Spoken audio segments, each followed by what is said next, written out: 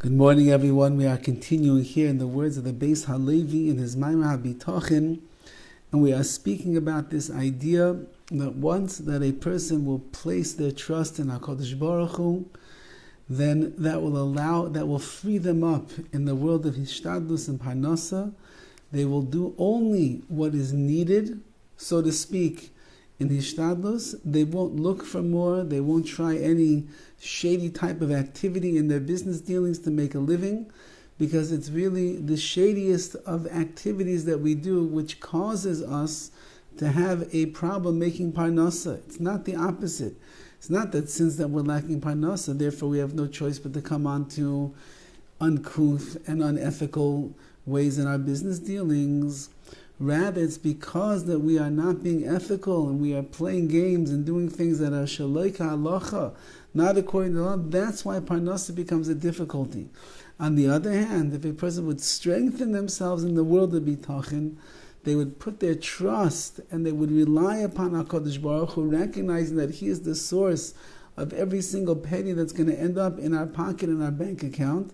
So then, with being ehrlich, with being honest and sincere and ethical in business, things will work out for the best for us. Again, doesn't mean you're going to become a multimillionaire, but it means that HaKadosh Baruch Hu can provide you, and He will provide you with what you need.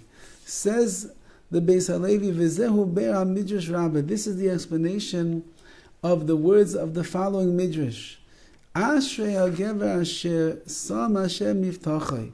Fortunate and praiseworthy is the man who makes HaKadosh Baruch Hu his miftachai, his place of bitachon, his reliance. Whoever will trust in HaKadosh Baruch Hu, that is the one, that is the person that is praiseworthy. Says the Mishnah, V'zeh Yosef. The Midrash says this is referring to Yosef HaTzadik, the great Yosef. Yosef was the man whose brothers threw him into the pit. He went down into Mitzrayim. He was trapped in a prison for 10 years. He then became the viceroy, second in command to the Paroi, and he brought about all of the miracles that took place, and Klal Yisrael ends up in Mitzrayim as a result. Says the Beis Halevi, and that's what the Midrash is saying, the paradigm example in the Torah of someone that was a Beitech B'Hashem is Yosef HaTzadik. He didn't lose his bitachon seemingly for a minute, even for a nanosecond while he was there in Mitzrayim, when his whole world was falling apart. Yosef, the name of HaKadosh Baruch Hu, continued to be on his lips. He was with HaKadosh Baruch Hu, as the Psukim say, because he trusted in Hashem no matter what was going on. And that's why it says, Ashrei ha'gever asher sam Hashem miftachai. Fortunate is the man who made HaKadosh Baruch Hu his bitachon, his reliance.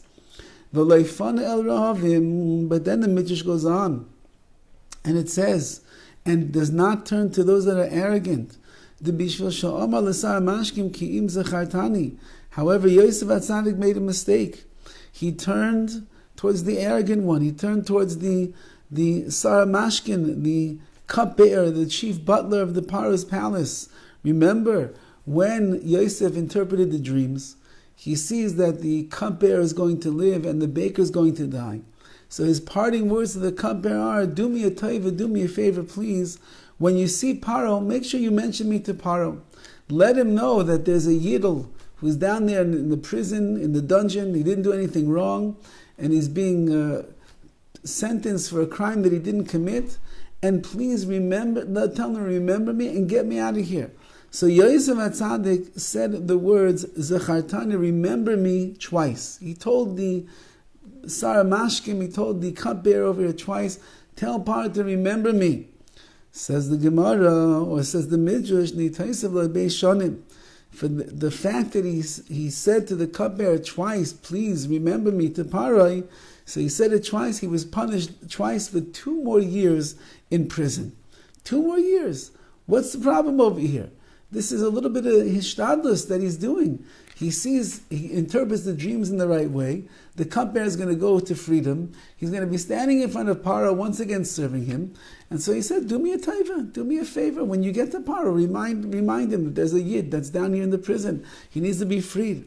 What was so terrible? You can't do any hishtadlus. Says the Midrash, the legoida b'chayil shel Yosef, since that Yosef was on such a high level of bitachon, not like you and me, who need to rely upon other people to mention things to somebody else, or that we have to find the right person that's going to help us out with his protection. No, that's not Yosef.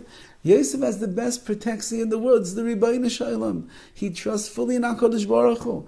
And therefore, the Legoidel B'Chayil Shel Yosef, because of the great levels of bitachon of Yosef HaTzadik,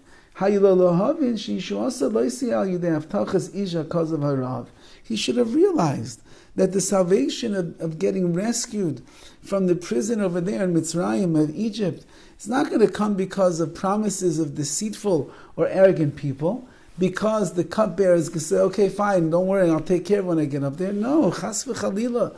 Yosef HaTzadik, who lives with the Ribbono Shel Olam, on his madrega, on his level of bitachon, has to recognize all the time, the only one that's going to be responsible for rescuing me from the dungeon, the only one in the world, in the universe, that can get me out of here whenever he wants to, is HaKadosh Baruch Hu. Let the cupbearer go and do his business. I interpret the dreams in the right way. That's also a gift from Hashem. As Yosef says to Paro, it's not me, it's HaKadosh Baruch Hu puts the ideas and the words into my mouth. And therefore, because that Yosef was the Ashrei HaGevar Shesam Hashem Miftachai, he is the one that deserves the praise, because he made HaKadosh Baruch Hu through thick and thin his ultimate bitachon, his ultimate trust. If the fact that he just opened his mouth and asked for a little bit of help from somebody else, that's on a lower level than Yosef deserves to be on, and therefore he's punished 2 extra years. What does that mean for us? Be'ez Hashem, we'll have to see tomorrow how it is that we're going to calculate our levels of bitachon, the hishtadlus that we are supposed to do, reliance upon HaKadosh Baruch Hu, while being still involved here in this world, but yet not offending the Ribbono Shel Olam, or even, I would say, offending ourselves in the real levels of bitachon that we are able to achieve. Have a wonderful day.